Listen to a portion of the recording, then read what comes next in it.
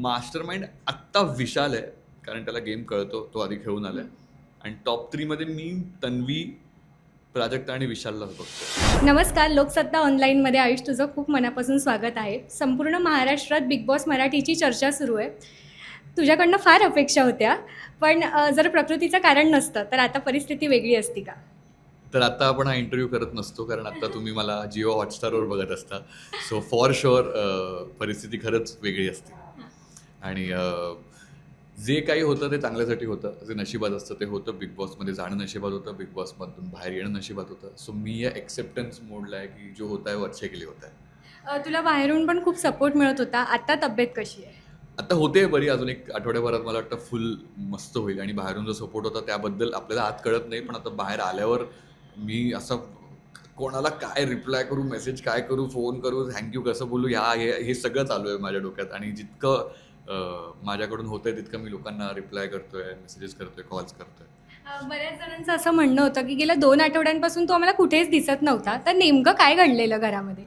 Actually जे प्रकृतीचं जे कारण आपण म्हणालो, जो हेल्थ इश्यू होता, त्यामुळे मला खूप फिजिकल ॲक्टिव्हिटी करणं सजेस्टेड नव्हतं. मला रेस्ट करायला सांगितली होती आणि रेस्ट करत होतो, रिकवर होत होतो. पण कंटिन्यू डोक्यात हे चालू होतं की अरे यार, मी रेस्ट करतोय पण बाकीचे पुढे निघतायत, बाकीचे टास्क खेळत आहेत. सो ती जी चलबिचल होती किंवा जी ओव्हर थिंकिंग होती ना, तीच मलाच हार्म करायला लागली. आणि त्यामुळे ती रिकव्हरीची स्पीड कमी झाली होती. आणि मला हे पण वाटत होतं की यार, जर मी दिसलो नाही तर लोक वोट का करतील. तरी मी न दिसता एक आठवडा मला वोट केलं आणि तरी रिकव्हरी झाली नाही. आणि पुढच्या आठवड्यात परत तेच झालं.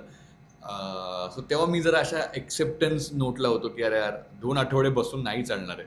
सो आता कदाचित वोटिंग नाही होणार. आणि तसंच झालं, विच इज फेअर. म्हणजे जे खेळत आहेत त्यांना मतं मिळाली पाहिजेत. सो त्या गोष्टीची खंत नाही आहे मला.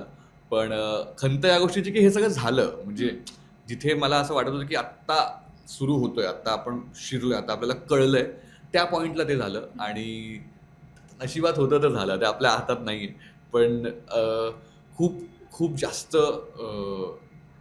छोटी नाही राहिली जर्नी. त्यासाठी एक मला ओव्हरवेल्मिंग वाटतं की लोकांनी वोट केलं आणि ऑलमोस्ट 1-1.5 महिना बिग बॉसच्या घरी राहणं पण माझ्यासाठी आयुष म्हणून खूप एक मोठी गोष्ट होती. सो त्यामुळे नो रिग्रेट्स. त्यातही कॅप्टन राहायची पण संधी Yes, मिळाली. yes, yes, so yes. Cherry on the cake. अजून एक गोष्ट म्हणजे तू काल जाताना रितेश भाऊंना पण म्हणालास की तू 3 मित्र या घरामध्ये कमावलेस. तर बाहेर कोणाबरोबर मैत्री ठेवायला आवडेल? या तिन्ही मित्रांसोबत यार. आणि इव्हन ओंकार पण 4 मित्र आहेत.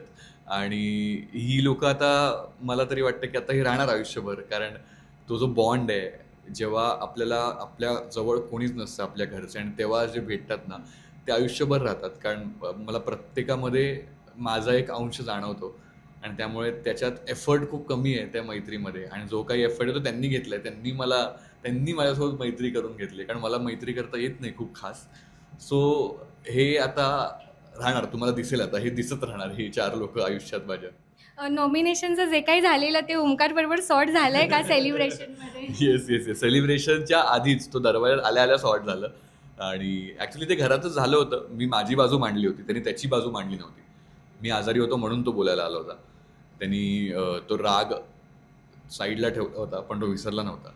सो तो आता काल जेव्हा आम्ही भेटलो तेव्हा 1च मिनिटात झालं ते सॉर्ट.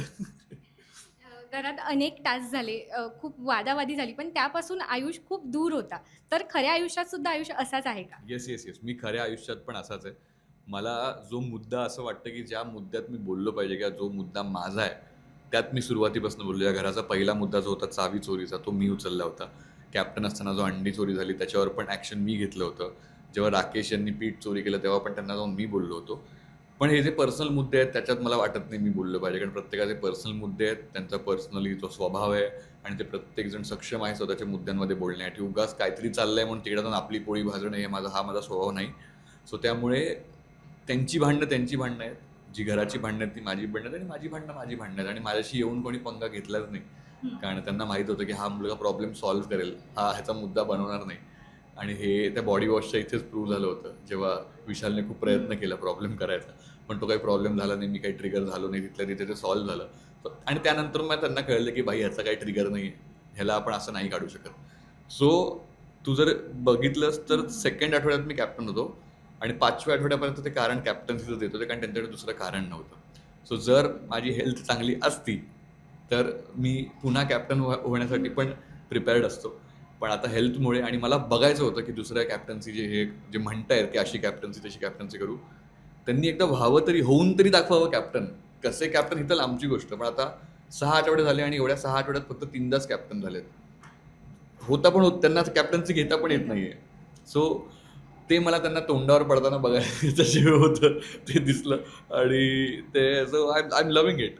घराबाहेरून सपोर्ट कोणाला काय? प्राजक्ताला. पूर्णपणे प्राजक्ताला. ओके. अजून एक महत्त्वाचा प्रश्न, ते म्हणजे तू टास्कमध्ये तुझी इन्व्हॉल्वमेंट आम्हाला प्रत्येक गोष्टीमध्ये दिसत होती. तर घरातला कोणता कॉर्नर आहे तो तू सर्वात जास्त मिस करतोस? मी बाल्कनी फॉर शुअर, कारण बाल्कनीमध्ये खूप इमोशनल गोष्टी व्हायच्या आणि मला वाटतं माझा बेड मिस करेन मी, कारण तो खूपच वापरला मी तो बेड. लास्ट 2 वीक्समध्ये तो खूप जास्त वापरला, त्यामुळे तो बेड आणि बाल्कनी.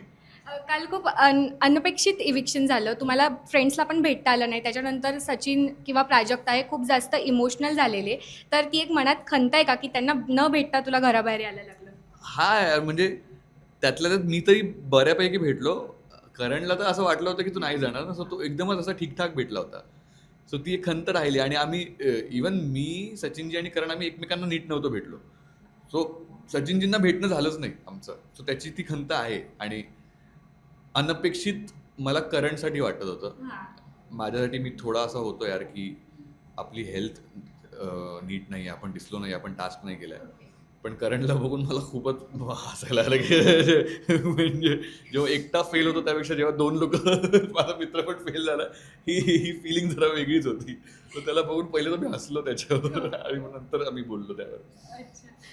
आत्ता सध्याच्या परिस्थितीत, आता तू गेम आतून पाहिलास, बाहेर आम्ही वेगळा पाहतो, तर आत्ता मास्टर माइंड घराचा कोण आहे आणि तू टॉप 3 मध्ये कोणाला बघतोस? मास्टर माइंड आत्ता विशाल आहे, कारण त्याला गेम कळतो, तो आधी खेळून आलाय. आणि टॉप 3 मध्ये मी तन्वी, प्राजक्ता आणि विशाललाच बघतोय. ओके. येस. अजून एक वेगळा प्रश्न, रुचिता घरात बोललेली की हा कमिटेड आहे, तर हे खरं आहे का? आणि जर हे खरं असेल तर ओळख कधी करून देणार आहेस? मी तेव्हा पण बोललो होतो की माझ्या पर्सनल लाईफ बद्दल बोललेलं मला आवडत नाही आणि तेच मी रिपीट करते, माझ्या पर्सनल लाईफ बद्दल बोललेलं मला आवडत नाही.